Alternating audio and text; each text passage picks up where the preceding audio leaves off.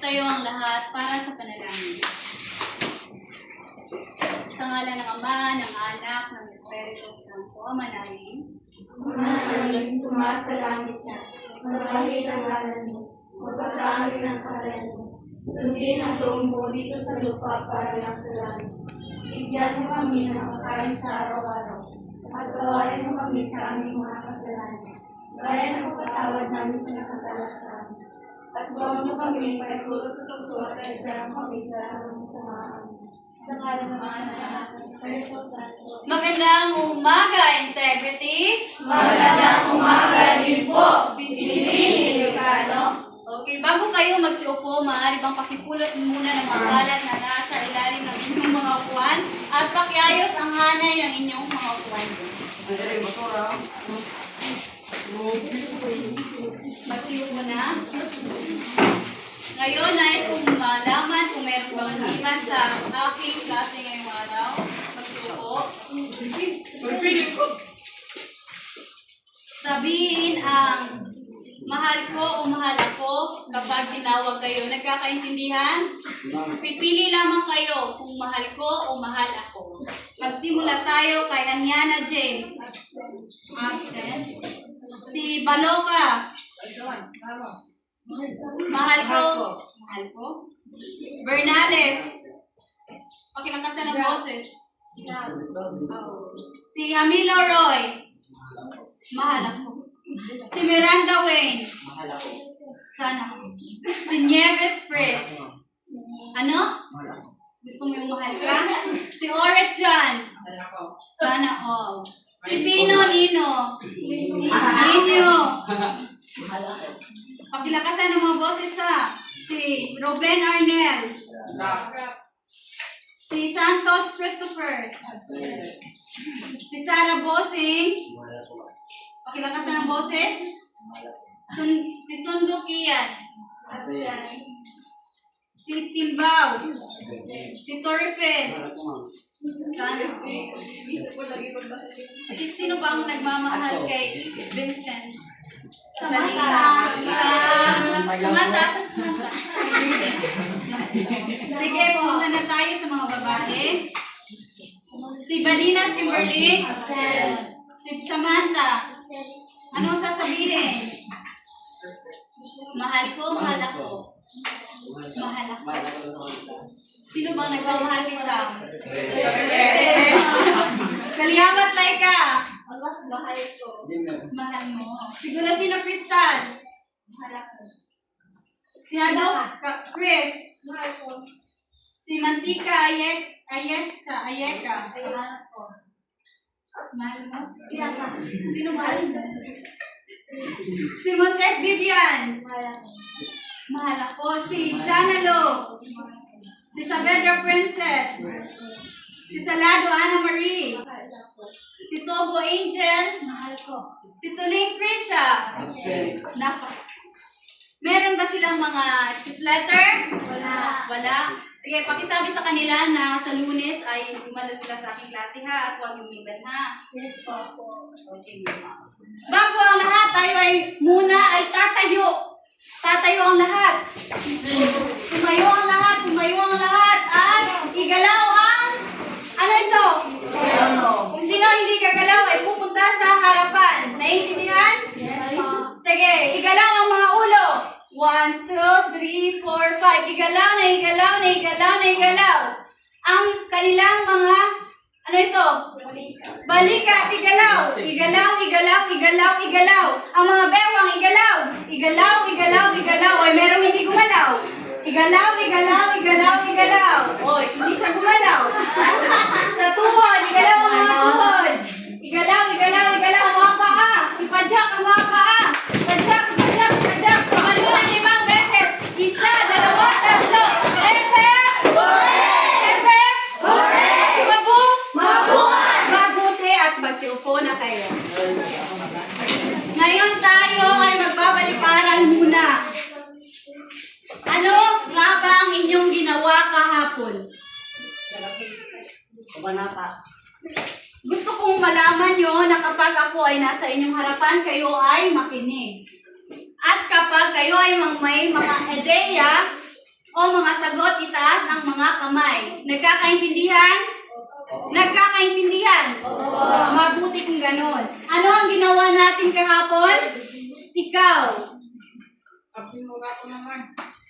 Sino ang nais tumulong sa kanya? Tumayo ka. Tumayo ikaw. Tumayo. Sino ang nais mong tumulong sa iyo? Toripel. Toripel, tumayo ka, Toripel. Tumayo. Tumayo, bilisan. Napakamot siya bigla ng ulo eh. Toripel, nandito ka ba kahapon?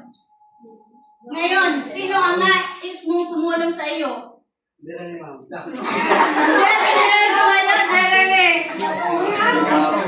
Sige, tumayo ka, tumili ka ng mga owner dito na maaaring tumulong sa iyo. Ibo! Tumayo siya! Palakpakan!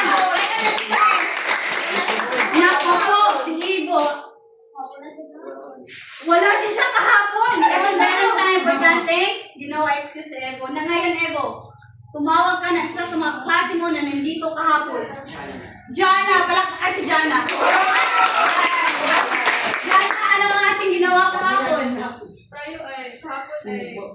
Tayo ay may pagsulit tungkol sa kabanata 50 at 50 isa. 50 at 50 isa. Napakagaling dyan. Na tama ang iyong sinabi. At halos kayo kahapon ay nakakuha ng perfect score. Palakpakan na yung sarili. At sa mga wala dito ay maaari kayong lumapit sa akin mamaya. Nagkakaintindihan? Okay. Para simulan ang ating talakayan ngayong araw, ako ay meron munang isang katanungan. At tayo ay magbibilang. Kung sino ang nasa 10 bilang ay siyang sasagot sa katanungan. At magsisimula ang ating bilangan dito. 1, 3, 4, 5, 6, 7, 10. Tumayo ikaw! Ito ang tanong na aking iwawaw gayway. Ang tanong ay, basahin nga. Naranasan mo na ba ang magsinungaling o magsabi ng totoo sa kapwa? Ano ang kanyang pangalan? Ayesha. Ayesha, tinatanong kanila, naranasan mo na bang magsinungaling o magsabi ng totoo sa iyong kapwa? Oo o hindi? Oo daw, naranasan niya na daw magsinungaling o magsabi ng totoo sa iyong kapwa. Maaari ka nang umupo, salamat. Ngayon magtatanong ako dito sa banda. Kailan mo nasabi na ikaw ay nagsasabi ng totoo? Kumayo ka. Sinabi mo na ba sa iyong crush na mahal kita? Or meron bang mga sitwasyon na masasabi mong ito ay totoo? Ha? Sa mga pasulit mo, ikaw ba ay kumukopya o sinasagutan mo lamang ito sa iyong sarili na tutunan? Ha? So, tatanungin kita, naranasan mo na bang magsabi ng totoo? Oo o hindi? Pakilakasan. Oo, magaling. Sa ating buhay, tayo ay nakakaranas ng mga sitwasyon kung kailan tayo ay nagsisinungaling. Hindi ba? Naranasan niyo na bang lahat magsinungaling? Naranasan niyo na bang magpakatotoo? Ngayon, bakit ako nagtatanong ng ganito?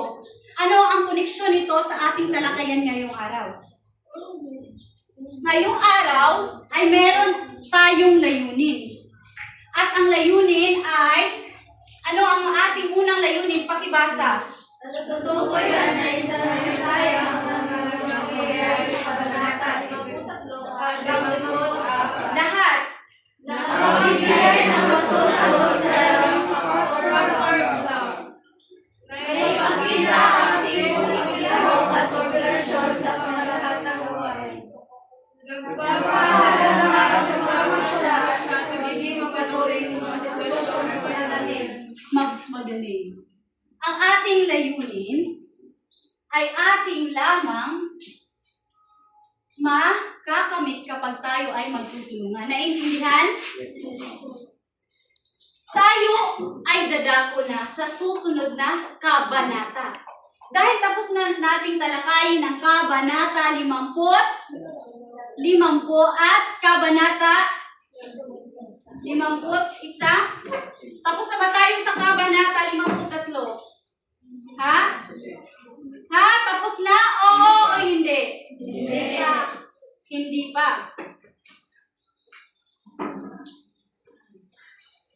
Okay. Hep, hep! Hooray! Hooray! Hep, hep! Hep, hep! Magandang umaga. Magandang araw. Kamusta naman kayo? Kayo ba ay natutuwa na ako ay nasa inyong harapan? Kayo ba ay natutuwa? Oo o hindi? Oo. Mabuti. Meron akong ipapakitang larawan sa inyo. Tingnan mabuti ang larawan. At magbibigay ako ng katanungan. Sino ang mga honor dito? Pakitaas ang mga kamay. Para sa iyo, minamahal. Sino pa? Dito, sa bandang ito. Dito. Dito, sa bandang ito. O, para sa iyo. At para sa panghuling Ibo. Sino? Ibo.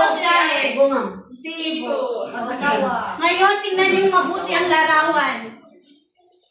At babasahin nila ang katanungan. Sino nakakuha ng unang katanungan? At tumayo. Sino nakakuha? Number 1. Pumunta sa harapan.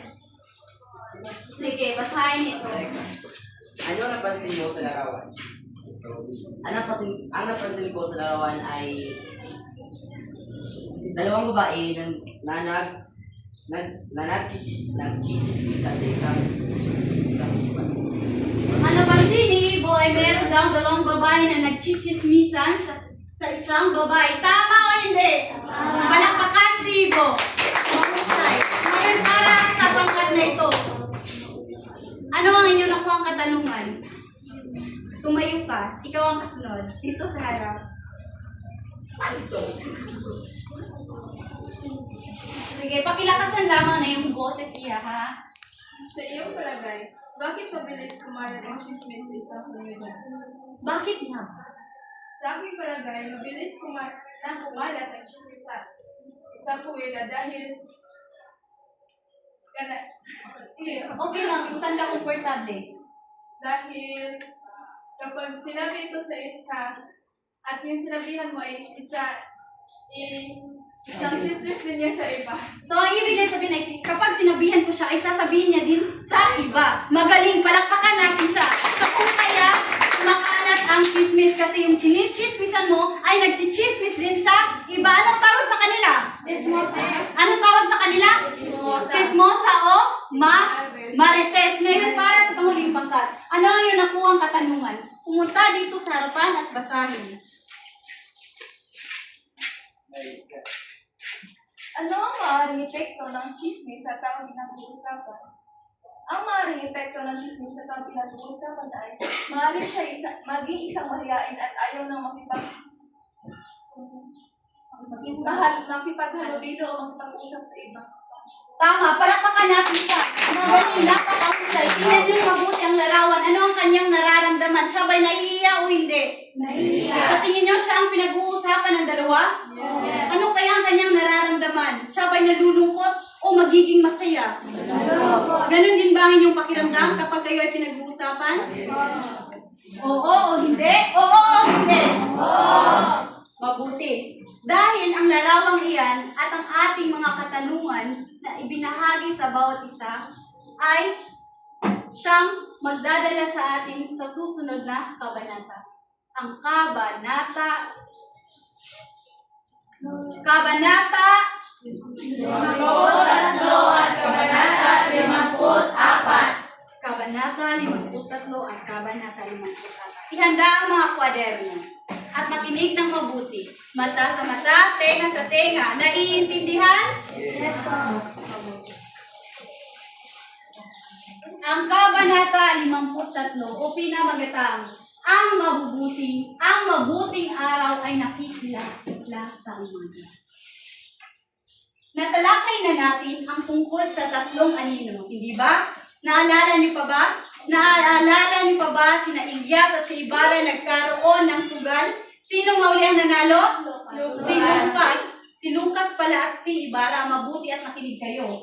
Ngayon, ang Kabanata 53 o ang kasunod na kabanata na ating tinalakay nitong mga nakarang araw ay ang siyang mag-uugnay sa atin sa mga kaganapan na nangyayari dito. Naiintindihan? Naiintindihan? Matapos ang gabi, ang mga pangyayari sa sementeryo. Umaga nito ay nagkaroon ng isang balita, isang chismis, mga haka-haka tungkol sa mga naganap doon sa sementeryo. Ano kaya ang nakita nila sa sementeryo? Ano ang kanilang narinig? Sabi nila ay meron daw mga kandila. At ang mga kandila na kanilang nakita na sinindihan ng mga anino ay ginamit. Sino ang nagsindi ng kandila? Sa tingin nyo, sino ang nagsindi ng kandila? Sino? Tumayo ka. Sino sa tingin mo? Yes, ikaw. Sino? Ito ba sila Ibarra, si Lucas at si Elias o ang mga anino o ang tatlong anino? Sino sa tingin nyo? Yes, tumayo ka. Palakpakan natin siya. Tama. Maliban sa tatlong anino, sila ay maliban kina Elias at Lucas, di ba? Nasabi ko sa iyo na sila ay nagsindi ng posporo. Ang mga tulisan din ay nagsindi ng mga kandila. At yun ay nakita. Maraming mga kandila ang naiwan doon sa sementeryo at ito ay kanilang nakita. Kaya nagkaroon ng mga haka-haka o balita. Ang mga tao ay natakot na bahala. Merong nagsabi na meron daw kaluluwa na nandoon sa sementeryo. Totoo kaya na merong kaluluwa? Merong sumang-ayon at meron ding hindi sumang-ayon. Dahil sa mga haka-haka o sa mga balita na lumabas sa kanilang bayan, ay nagkaroon ng sermon ang kura. Ano ang sermon? Saan ito nagaganap? Magaling, sa simbahan, di ba? Asa man mag-misa? Simbahan. Isa ba nang mag-sermon? Ang galing. Ang kura ay nag-sermon upang matahimik na ang mga haka-haka at mapalagay na ang kanilang mga iniisip. Ito ay tungkol sa purgatorio. Bakit nga ba tinalakay ang purgatorio? Dahil dito, ang bawat isa sa bayan ng San Diego ay labis na nababahala. Kung kaya't nais ng kura na sila ay maging mapanatag at maging mapayapa. Ang sermon ay tumatalakay sa purgatorio na kung saan ang mga taong nakikinig dito ay nagkaroon na ng ideya. Isang ideya na tumutulong o nakakatulong sa kanila upang magkaroon sila ng, ganun pala. Naging mapayapa ba ang kanilang isipan? Oo o hindi? Oo.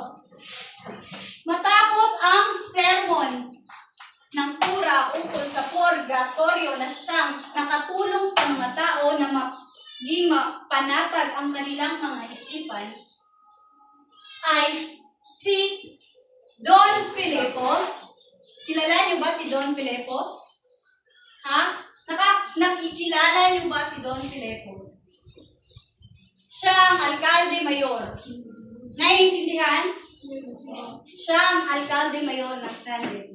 Ngayon, bakit siya pumunta sa bahay ni Mang Tasio? Gayong si Mang Tasio ay may malubhang sakit at nakaratay na. Bakit kaya? Tatanungin ko, ano sa tingin mo kung bakit pumunta doon si Don Filipo sa bahay ni Filosofong Tasio? Ikaw, bakit ka pumupunta sa isang bahay? Tumayo ka. Ganun na. Tumayo ka. Bakit ka pumupunta sa isang bahay? O bakit may pinupuntahan ka na isang tao? Meron ka bang sasabihin o wala? Tumayo ka. Merong sasabihin, magaling. Si Don Filipo ay pumunta sa bahay ni Mang Tasio dahil meron siyang meron siyang sasabihin. At ang kanyang sasabihin ay tungkol sa pagbibitiw niya.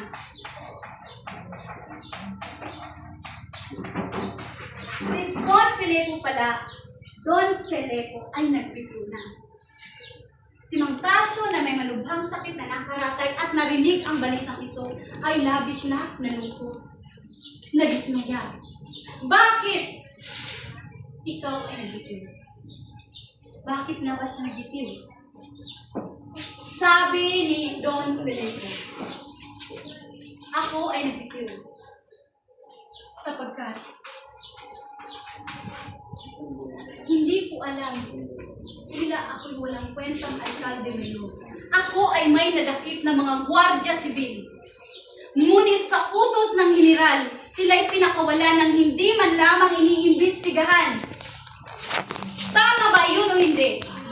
Sa tingin niyo tama na pakawalan lang sila ng ganun-ganun lamang?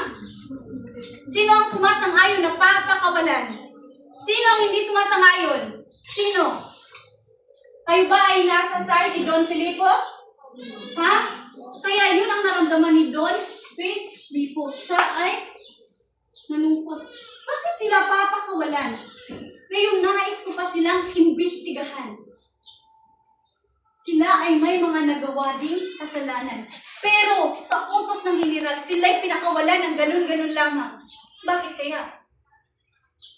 Ano ang silbi niya? Yan ang kanyang tanong.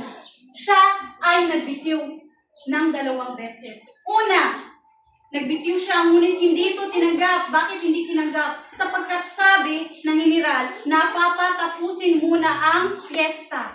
Naiintindihan? Niresign na siya usap. Nag-iwan siya resignation letter, pero wala dawat. Kaya pahunod pa ang fiesta. Ngayon natapos na ang fiesta. Tinanggap na ang kanyang pagbibitiw. Nalaman ito ni Mang Tasyo. Bakit ikaw nagbitiw? Ikaw ay isang magaling na pinuno. Napakahusay mo. May pagmamalaki natin sa bayan. Nagganito ang mga mabubuting gawain mo sa San Diego.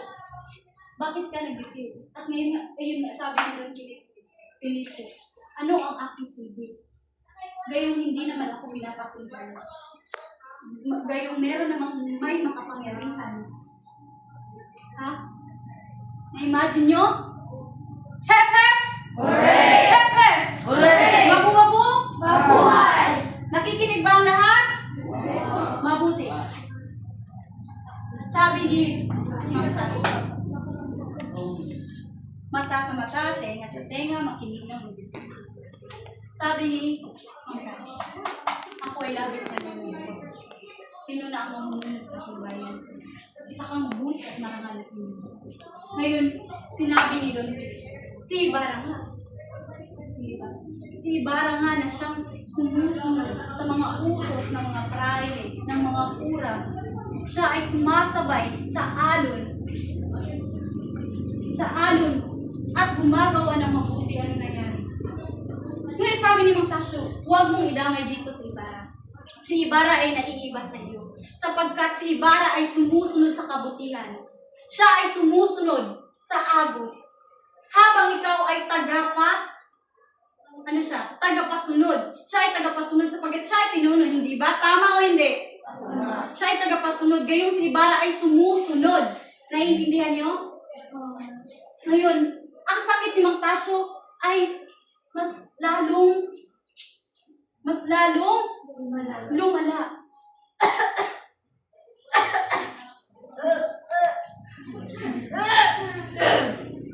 Nabahala si Don Filipo. Mang Tasyo, kailangan mo ba ng gamot? Mang Tasyo. Sabi ni Mang Tasyo, ang tao, malapit ang mga ay hindi nangangailangan.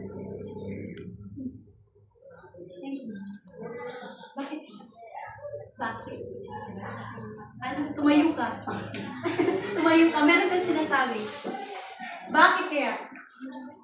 Kasi alam na ni Mang Tasyo ang kanyang kapalaran. Ngayon, nais kong malaman kung meron ba kayong natutunan?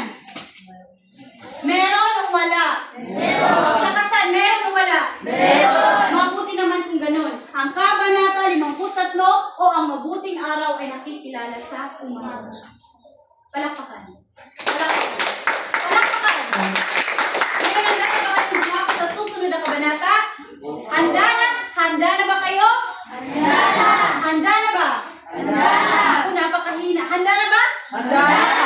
Ngayon. Ang Kabanata 54 o walang lihim ang hindi nabubunyag. Naaalala niyo pa ba si Ibarra at si Elias na nag-uusap sa gitna ng lawa? Naaalala niyo pa ba ang mga pangyayari tungkol sa mga pamilya ni Elias? mga kalumos-lumos na pangyayari, naaalala o wala? Mabuti. Ang lihim na nabunga sa Kabanata 50. Merong tumatakbo. Tumatakbo siya, tumatakbo. Saan siya papunta? Papunta siya sa bahay ni Ibarra. Saan siya papunta? Bahay nila Ibarra. Sino kaya ang tumatakbo sa tingin nyo? Ha? Sino ang kausap ni Ibarra sa Maylawa? Ibarra. Ngayon, ang tanong, sino ang tumatakbo sa bahay ni Ibarra? Elias. Si Ilyas. Si Ilyas ay pumunta sa bahay ni Ibarra upang ipaalam kay Ibarra na, Ibarra, iligpit mo na ang inyong mga gamit. Iligpit mo na ang mga sulat na may kaugnayan at siyang magdadala sa iyo sa isang masamang pangyayari. Mabuti. Ngayon, si Ibarra, habang nag-aaral ng siyensya, Uy, Elias, meron akong nalaman. Meron palang isang puno na hindi natatabla ng apoy. Ngunit si Elias ay nababahala at hindi niya ito, wala siyang pakialam doon. Sapagkat Ibarra, iligpit mo ang iyong mga gamit, ang mga sulat na may kinalaman at mag-uugnay sa iyo sa mga pangyayari. Dahil siya ay idinawit doon sa isang pagsulong. Bakit? Diba sabi ng mga anino, kapag napunta na kayo doon, sisigaw niyo, Viva Crisostomo Ibarra. Naalala niyo pa? O mabuhay Crisostomo Ibarra. Kaya sinabi ni Elias iyon. Ngayon tumulong si Elias sa pagliligpit ng mga sulat. Nagbabasa din si Elias. Si Ibarra ay nagsusunog. Merong nakuhang sulat si Elias na may kinalaman sa kanyang pamilya. Ang sulat ay tungkol kay sino? Don Pedro Ibarra. Magkilakasan ng boses. Don Pedro Ibarra. Alam niyo ba na si Don Pedro Ibarra Mienda ay siyang dahilan kung bakit pinarusahan ang lolo ni Elias? Naalala niyo? Nung pinahirapan ang lolo ni Elias? Ha?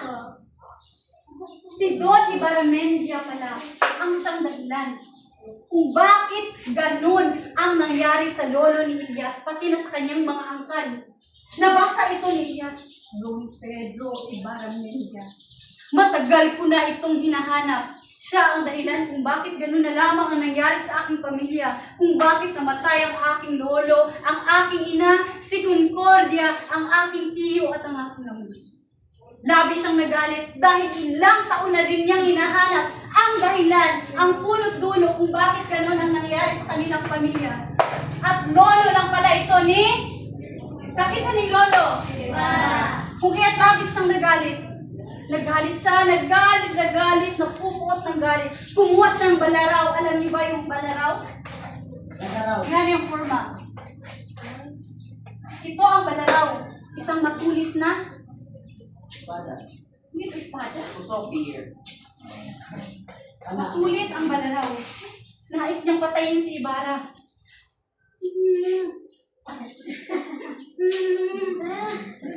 Dahil sa galit at ngunit naisip na, tama ba itong aking gagawin?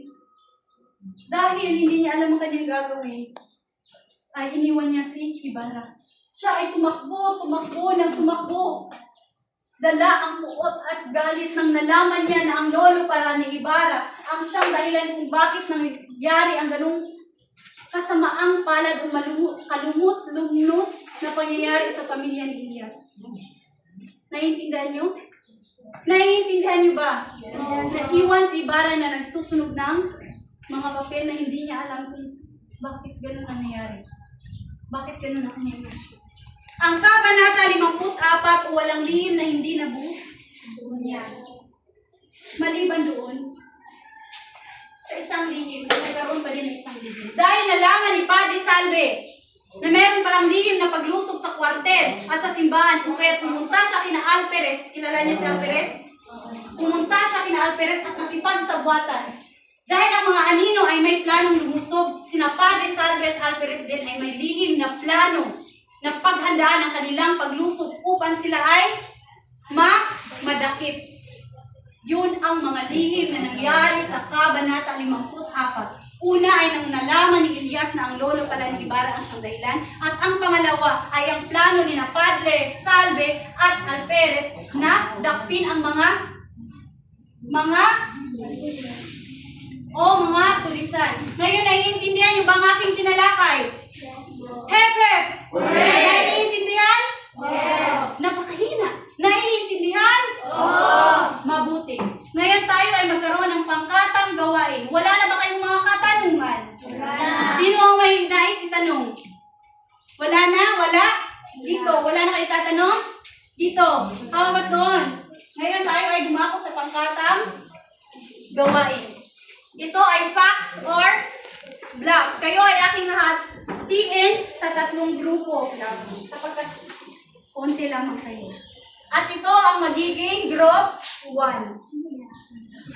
Group 2. At group 3. Pumunta sa inyong mga grupo. Pumunta. Lumapit.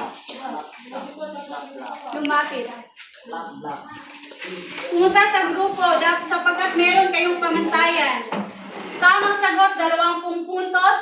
Kooperasyon ng grupo, 5 puntos. At kapag meron akong nakita na miyembro na hindi tumutulong o lumalapit sa inyong kasama, ay babawasan ko ang puntos ng bawat grupo.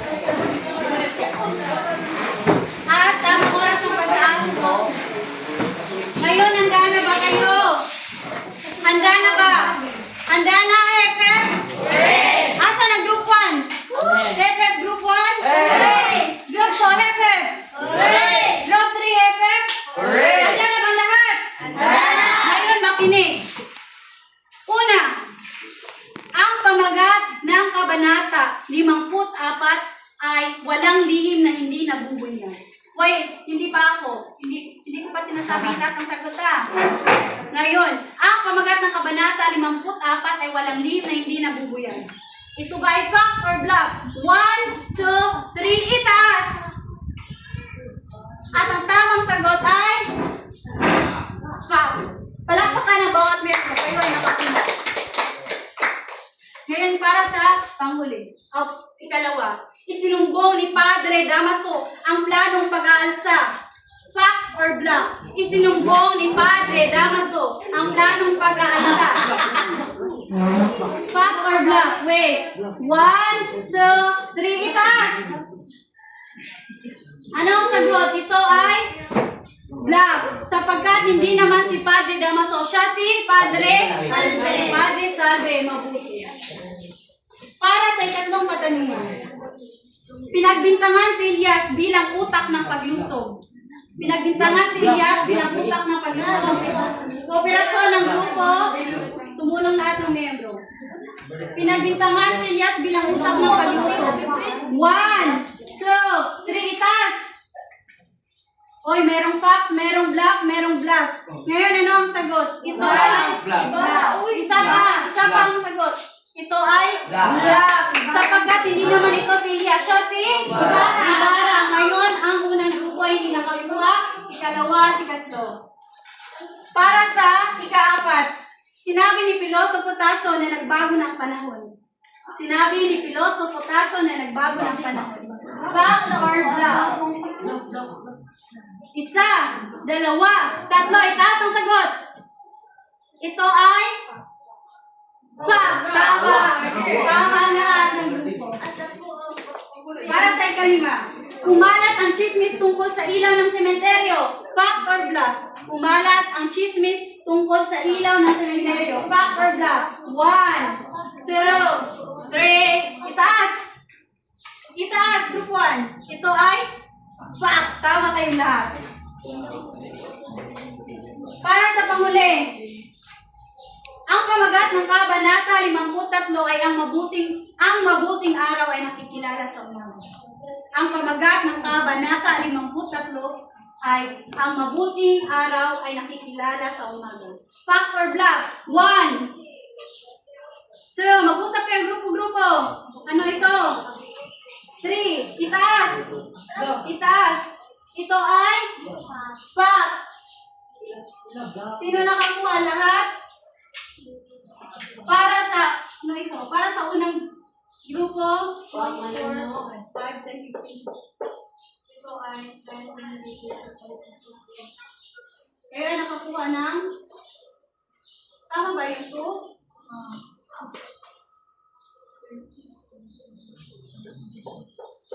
Kayo ay nakakuha ng 25/30. Isulat ang miyembro at ating score. Para sa group 2, kayo nakakuha ng 30/30. At para sa panguling grupo, 30/30. Palakpakan ang inyong sarili!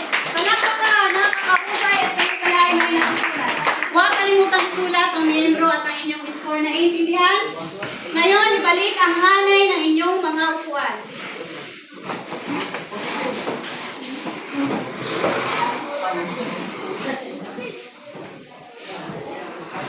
At ihanda ang kwaderno. Ihanda ang kwaderno.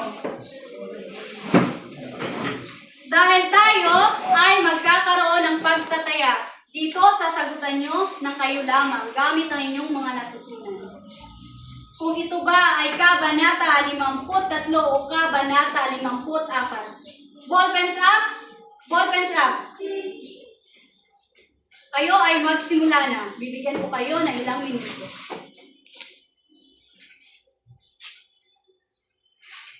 Isinumbong ni Padre Salve ang planong pag-aarisal.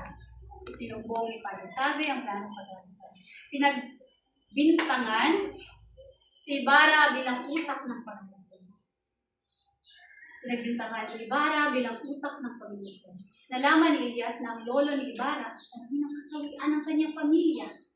Kumalat ang chismis tungkol sa ilaw ng simenteryo. Sinabi ni Piloso Potasio na nagbago na ang panahon. Anong kabanata ay ito? Isulat ang kabanata, mahalaga na isulat at mahalaga na basahin ang panungko upang hindi kayo magkamali. Kung ano ang inyong isusulat sa iyong kabanata.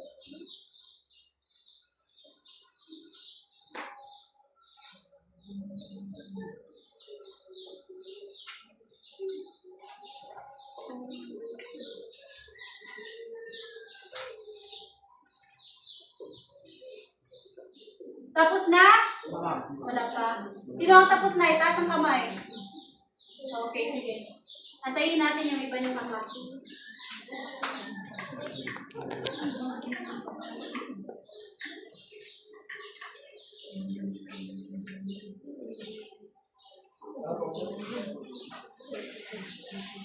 Sa papel, nilamang kayo.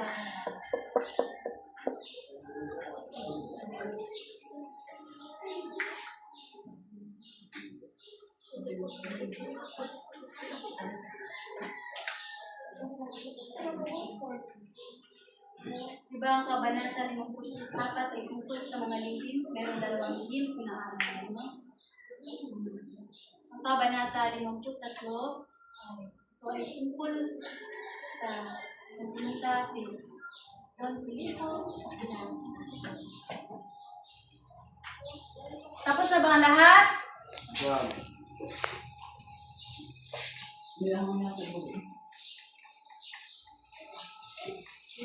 Habang nag-uusap si Piloso Potasio at si Don Filipo, ay doon niya nabanggit na ang panahon ay nagbabago na. Kailan kaya kumalat ang chismis? Handa na ba ang lahat? Exchange your papers.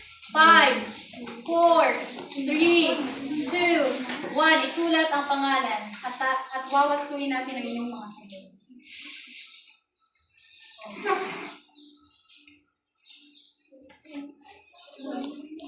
Isulat ang Kabanata 53 o Kabanata 54 kung saan nabibilang ang mga mahalagang pangyayari.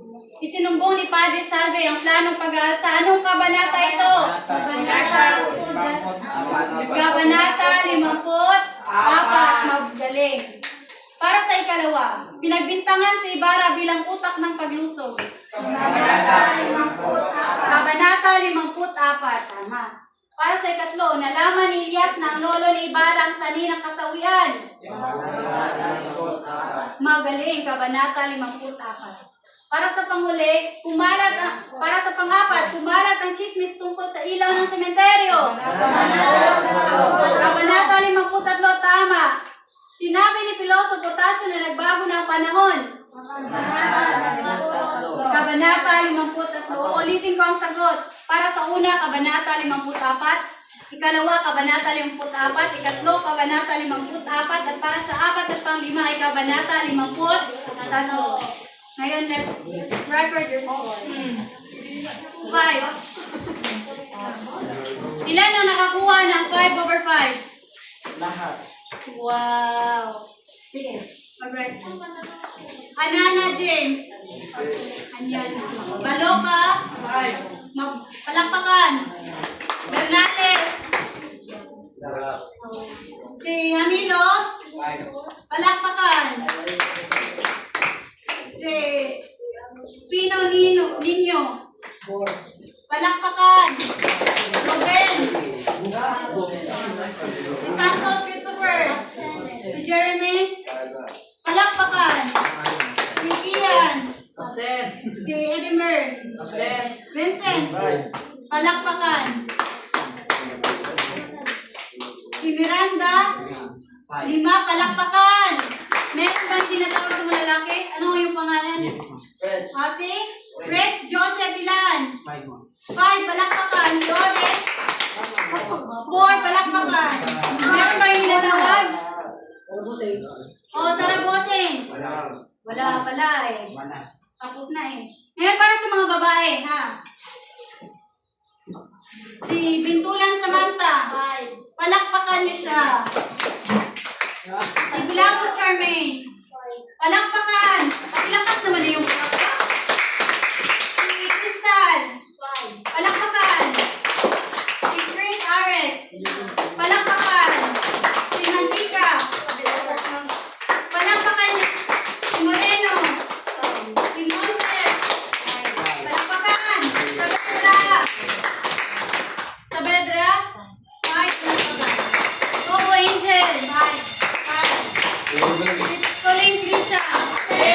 Okay, palakpakan ang bawat isa. At bago ang lahat, umupo muna, umupo. Dahil meron tayong kasunduan.